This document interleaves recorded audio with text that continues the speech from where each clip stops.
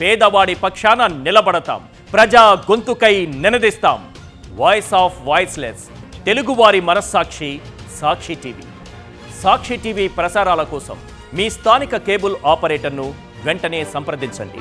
గతేడాది గుంటూరు ఛానల్ కట్టల పనులు నాసిరకంగా చేయడం వల్లే గుంటూరు ఛానల్కు గండ్లు పడ్డాయన్నారు పొన్నూరు నియోజకవర్గ వైఎస్ఆర్సీపీ సమన్వయకర్త అంబటి మురళీకృష్ణ. పెదకాకాని మండలంలో మునిగిపోయిన వరి పొలాలను అంబటి మురళీకృష్ణ పరిశీలించారు.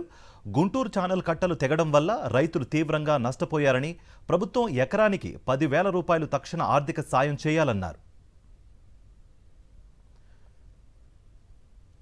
మరింత సమాచారం మా ప్రతినిధి అశోక్ అందిస్తారు. ఇప్పుడు మనం పొన్నూరు నియోజకవర్గంలోని పెదకాకాని మండలంలో ఉన్నాం. పెదకాకాని మండలంలో ఎక్కడ చూసినా పొలాలు పూర్తిగా చెరువులను తలపిస్తూ ఉన్నాయి. పూర్తిగా మునిగిపోయిన పొలాలను వైఎస్ఆర్ కాంగ్రెస్ పార్టీ సమన్వయకర్త అంబటి మురళి పరిశీలిస్తున్నారు. పొలాల్లో దిగి రైతుల కష్టాలు తెలుసుకుంటున్నారు. మనతో అంబటి మురళి ఉన్నారు. సార్, ఏంటి పెదకాకాని మండలంలో బాగా డ్యామేజ్ అయినట్లుంది, ఎందుకు డ్యామేజ్ అయింది, రైతులు ఏమంటున్నారు, రైతులతో మీరు మాట్లాడినట్టున్నారు, ఏంటి? పొన్నూరు నియోజకవర్గం బేసిక్గా వ్యవసాయ ఆధారిత నియోజకవర్గం.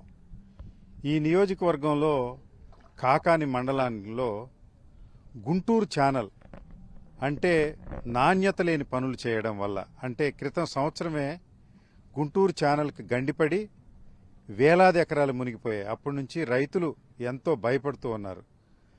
ప్రభుత్వం దీనికోసం డబ్బు ఖర్చు పెట్టి పక్కన గట్టులో ఉన్నటువంటి నల్లమట్టి తీసి పైన కప్పడం, అదేవిధంగా తూటికాడని సాగునీటి సంఘాలకు అప్పచెబితే వాళ్ళు 17 కిలోమీటర్లు నిడివి ఉన్నటువంటి ఈ ఛానల్లో ఇక్కడ ఈ పార్ట్ అంటే కాకాని గోళ్లమూడికి సంబంధించిన పార్ట్లో నంబూరు పొలాలు, గోళ్లమూడి పొలాలు, కాకాని పొలాలు, ఉప్పలపాడు, తక్కిలపాడు పొలాలు ఇవన్నీ కూడా ఈ ఛానల్ మీద ఇక్కడ ఆధారపడిన చోట 24 లక్షలు ఖర్చు పెట్టి గడ్డి మందు తెచ్చి తూటికాడ కొట్టడం అయిపోయిందనడం. ఈ తూటికాడ అడ్డంబడి ఈ వర్షాలకి పొంగి గట్లు పోయినసారి ఎక్కడైతే నల్లమట్టి వేశారో ఆ ప్రాంతాలలోనే గట్లు తెగి వేలాది ఎకరాలు సముద్రంలాగా తయారయ్యాయి. నిన్ననే నేను ఈ ఏరియా అంతా పరిశీలన చేయడం జరిగింది. అయితే నేను చెప్పాలనుకునేది ఏంటంటే, నాణ్యత లేని పనులు ముందే తెలిసి మానవ తప్పిదం వల్ల జరగటం వల్ల ఈ సంవత్సరం జరుగుతుందని అందరూ భయపడుతున్నట్టుగానే జరిగింది. వీటికి ఇప్పుడు రైతులు మరి హలో రామచంద్ర అంటూ, హలో లక్ష్మణ అంటూ మరి ఇప్పటికే 2 సార్లు విత్తారు. అంటే ఇక్కడ ఎదపెట్టడం, అంటే ఇటువరకులాగా నాట్లేస్తే రేట్లు ఎక్కువ ఖర్చు అవుతాయని ఎదపెట్టడం, అంటే గింజని డైరెక్ట్గా భూమిలో నాటే విధానంలో తక్కువ ఖర్చుతో చేసుకుని బయటపడదాం అనుకుని ఇప్పటికే 2 సార్లు ఎదపెట్టారు ఈ ప్రాంతంలో. ఇది 3వసారి.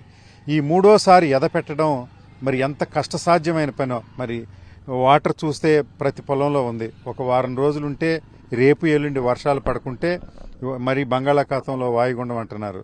ఇవన్నీ నీరు పోయి కొద్దిగా ఎండబెట్టిన తర్వాత మళ్ళా దీన్ని దమ్ము చేసి ఈసారి ఎదబెట్టడానికి కూడా అవకాశం లేదు. నారు బయట నుంచి కొనుక్కొచ్చి వేస్తే సీజన్ కొద్దిగా తప్పుకున్నా మళ్ళా ఏదన్నా ఆశాజనకంగా ఎదురు చూడటానికి ఉంది. రైతులంతా హలో లక్ష్మణ అని ఇప్పటికే క్రితం సంవత్సరం పండించిన పంటలకి పెట్టుబడి ఎక్కువయ్యి ఆదాయం తక్కువ లేక, ఎందుకంటే పత్తికి కానీ, వరికి కానీ, లేకుంటే పొగాకు కానీ, లేకపోతే కూరగాయలకు కానీ, మొక్కజొన్నలకు కానీ, మినువులకు కానీ, పెసలకు కానీ రేటు లేకుండా మరి ఇప్పటికే అప్పుల పాలైనటువంటి రైతాంగం తిరిగి 3వసారి నాటు వేసే పరిస్థితి లేదు కనుక ప్రభుత్వం వెంటనే చర్యలు తీసుకొని కనీసం ఎకరాకి మినిమంగా ఒక 10,000 రూపాయలు నారు కొనుక్కోవటానికి, మరి చౌక ధరల దిపోణాల ద్వారా ఫ్రీగా యూరియా ఇలాంటి ఎరువులు ఇస్తే పంట వేసుకోవటానికి అవకాశం ఉంటుంది. ఇప్పటికే అంబటి మురళి రైతులతో మాట్లాడారు. రైతులంతా ఇప్పటికే 2-3 సార్లు ఎదపెట్టాము, పూర్తిగా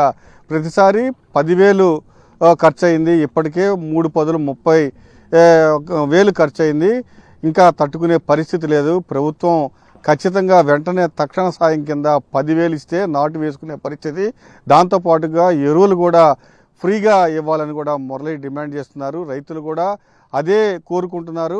పూర్తిగా ప్రభుత్వం కూడా ఈ దిశగా స్పందించాలని కూడా అంబటి మురళి డిమాండ్ చేస్తూ ఉన్నారు. కెమెరామెన్ భాషతో అశోక్, సాక్షి టీవీ, పెదకాకాని మండలం నుంచి.